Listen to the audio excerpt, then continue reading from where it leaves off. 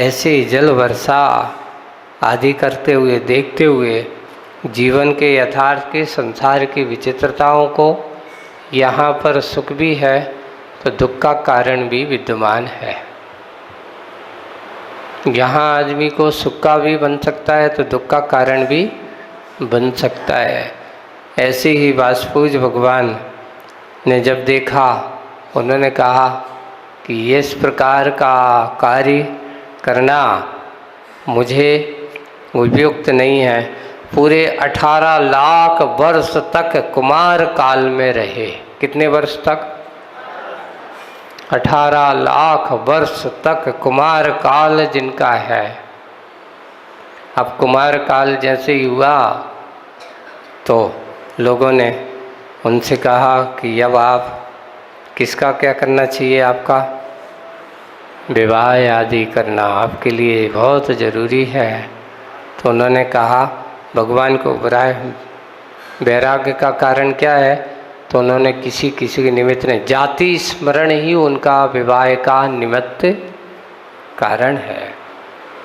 उनको अपने पूर्व का, अपने आप का ज्ञान भान हो गया। ऐसे जाति स्मरण ही उनके वैराग्य का कारण था और वे वहाँ रहे, इंद्रियों के सुखों को जानते हुए, करते हुए आखिरकार उनको एक दिन विचार किया, यह बुद्धि अभी सब विषय भोग, ये राग चतुर्गति के दुख मेरे लिए बंध के कारण हैं, सुख के कारण नहीं है। और उन्होंने निश्चय किया, अब कोई बारिश आरिश की बात नहीं है कि मेरा बेटे को राज्य दिया जाए, किसको क्या देंगे? राज्य जब मेरा है नहीं तो मैं किसको सौंपूं? और उन्होंने वैराग्य का निश्चय किया। मुनि दीक्षा लेने का चिंतन मन में जैसे ही आया तो लोकांतिक देवों के मन में विचार आया, ओहो एक भव्य आत्माएं महान कार्य करने जा रहे हैं। लोकांतिक देवों का आगमन होता है, उनके वैराग्य की प्रशंसा करते हैं। एक और है, अच्छे काम में भी देवों का आगमन होता है। संसार के राग के कार्यों में भी जब भगवान का मान लो, और जो भगवान के जैसे जन्माभिषेक आदि है, बड़े राग रंग से नाच गाओ, अच्छे सुंदर श्रृंगार में, उसमें भी देव आते। पर अंतर है, वैराग्य के समय वैरागी देव आते हैं और राग के समय रागी देव आते हैं। लोकांतिक देव, उनके बारे में कहा गया, ये वहाँ के जैसे आप लोगों के बीच में यहाँ अपने मुनि महाराज साधु संत होते ना, है ना, तो साधु संतों के समान वैसे ही स्वर्ग में पूरे के पूरे अगर 16 स्वर्गों का उनको लिखा है, 5वें स्वर्ग में उनका ब्रह्मलोक जो है उसमें एक अलग से स्थान है, उनका नाम ब्रह्मर्षि ऐसा कहा जाता है।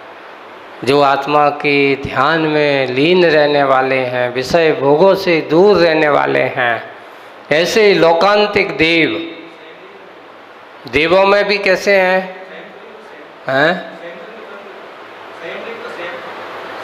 संयम नहीं होता, रहते गुणस्थान चौथा है, लेकिन चौथे गुणस्थान में रह कर के भी उनकी प्रवृत्ति ऐसी होती है बिल्कुल संयम की तरह।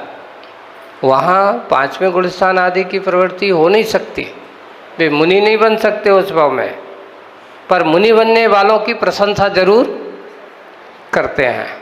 धन्य है भगवान, अब मेरा भी ऐसा भाव हो, मैं भी ऐसी पर्याय को प्राप्त करूं और मैं भी वहाँ से आकर के मुनि बन कर के सीधा मोक्ष पद को, ऐसी भावना भाते। संयम की अनुमोदना करने वाले की संयम की पात्रता होती है, जिससे ये कथन होता है। लोकांतिक देवों का इतिहास जब हम पढ़ते हैं तो उन्होंने अपने जीवन काल में असंयम की प्रशंसा नहीं की। किसकी प्रशंसा की?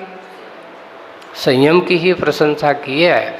संयम की प्रशंसा और संयमी की प्रशंसा करने वाला कभी भी असंयमी नहीं होता, कहीं ना कहीं उसके अंदर भी संयम की भावना जागृत होती है।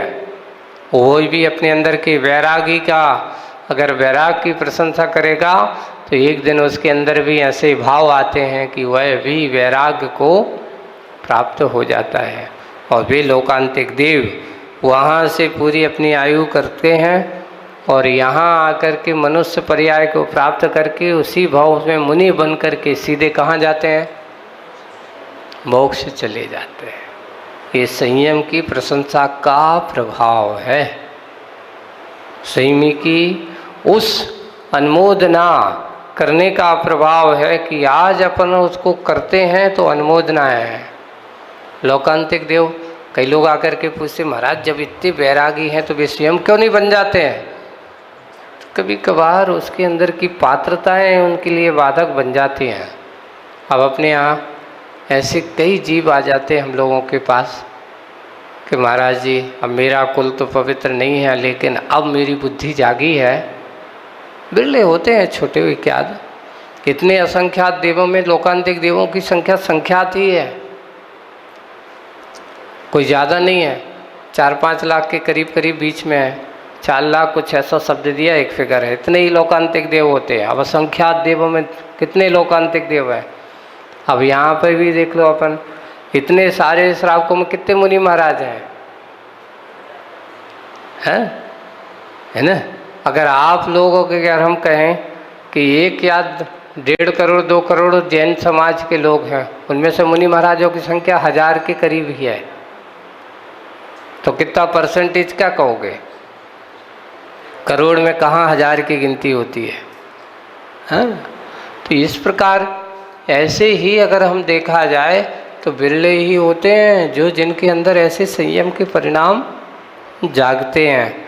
वही हुआ तो वासुपूज भगवान ने संसार के इस चतुर्गति संसार को जान लिया और जान करके वैराग्य भाव को जैसे ही मन में किया, लोकांतिक देव ने आकर के उनके वैराग्य की प्रशंसा की और वैराग्य की प्रशंसा करके उनके लिए स्तुति की और दीक्षा कल्याणक के पूर्व उनका दीक्षाभिषेक किया गया।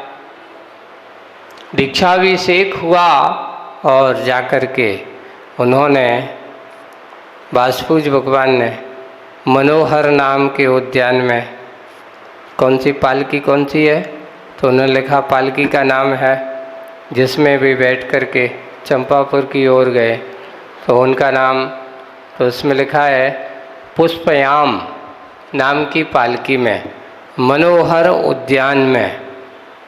कौन से उद्यान में? पुष्पयाम नाम की पालकी में। और मनोहर उद्यान में जाकर के उन्होंने जब पहुंच जाते हैं तो वह फागुन कृष्णा चतुर्दशी की सायंकाल में, तिथि फागुन कृष्ण चतुर्दशी, ऐसे चतुर्दशी के दिन जाकर के मनोहर उद्यान में सायंकाल के समय मुनि दीक्षा धारण कर ली।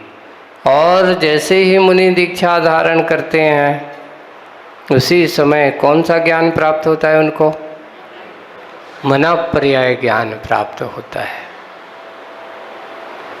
जब वासुपूज भगवान को मुनि दीक्षा लेख करके उन्होंने मुनि बनने वासुपूज कुमार को, मुनि महाराज नहीं, वासुपूज कुमार को जब मुनि दीक्षा देखा तो उनके साथ रहने वाले अनेक राजा महाराजा के पुत्र और राजा भी, तो कितने हैं? 676, 1000। अभी तक थे जितने तीर्थंकर थे उनके साथ 1000 का योग बन रहा था, लेकिन वासुपूज भगवान के साथ 676 मुनि महाराजों ने 76 ऐसे मुनि महाराजों ने क्या ली? दीक्षा ली। ऐसे 676 मुनि महाराजों का बड़े हर्ष के साथ दीक्षा को प्राप्त हुए। 2 उपवास, इन्होंने एक उपवास भी लिखा है और तिलोपन्नति में 2 उपवास भी दिए हैं।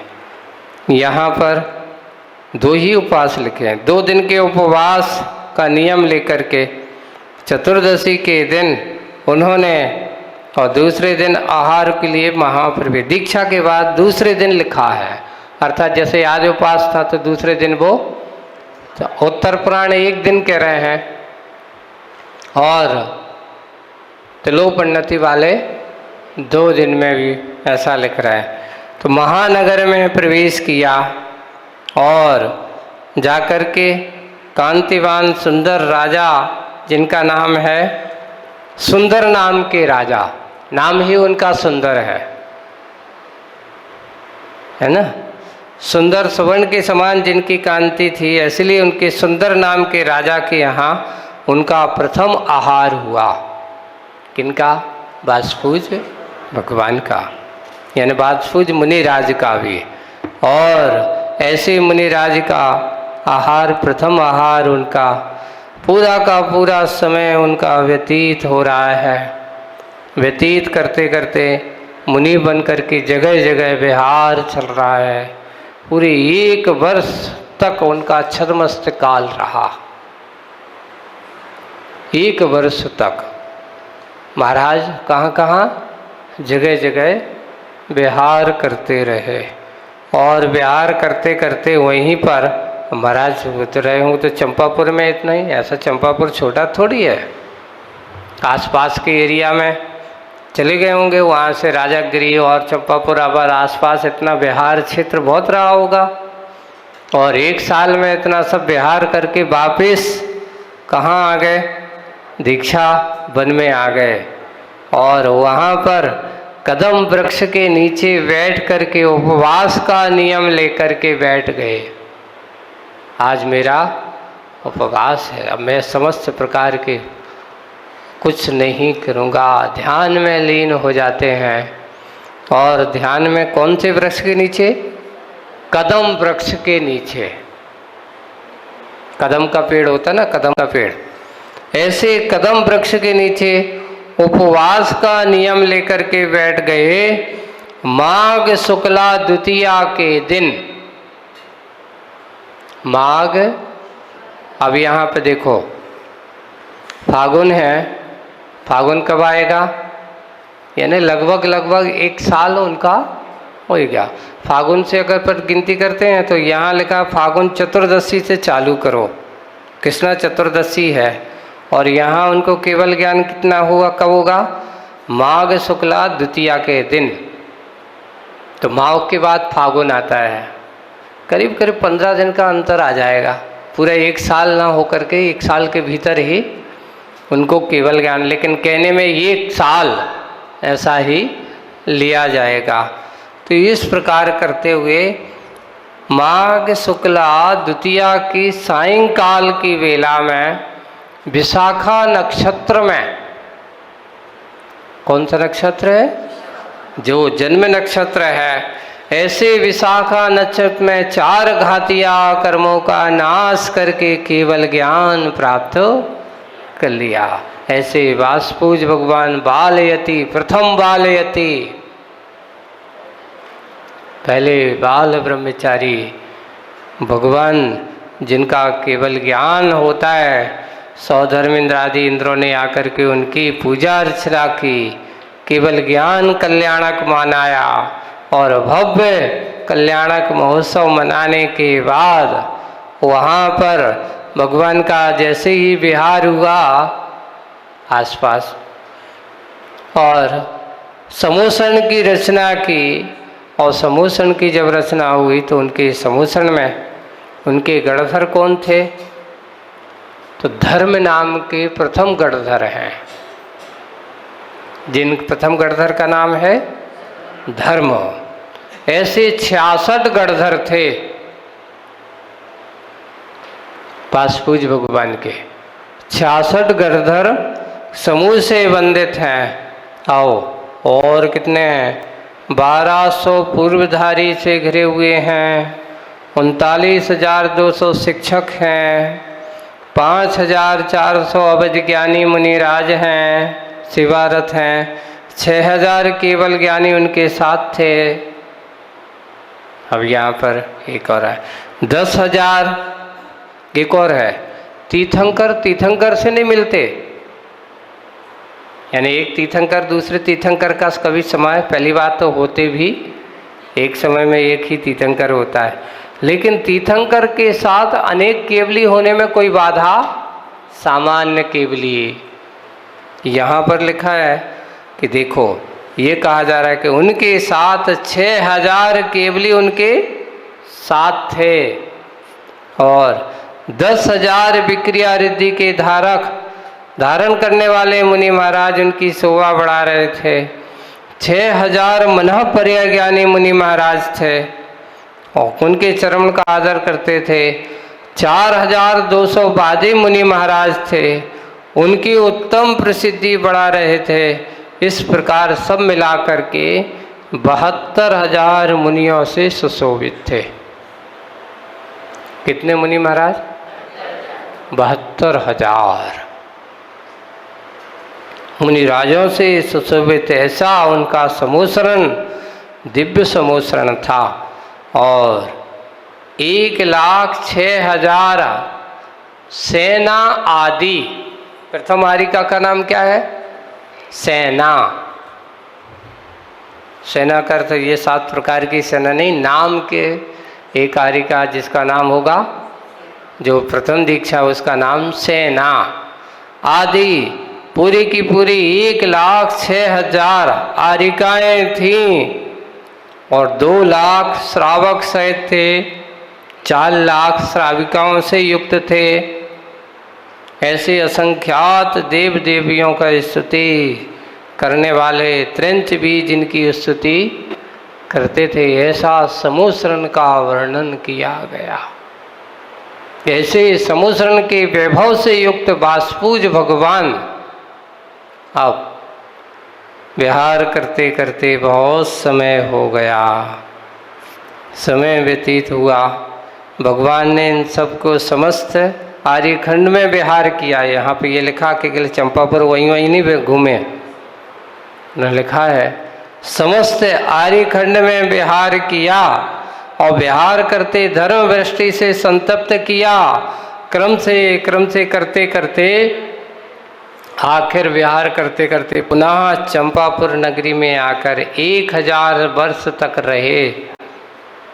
और जब आयु का 1 मास शेष रहा, कितना मास शेष रहा? 1 मास शेष रहा। और वहाँ से योग निरोध कर रजत मालिका नाम की नदी के किनारे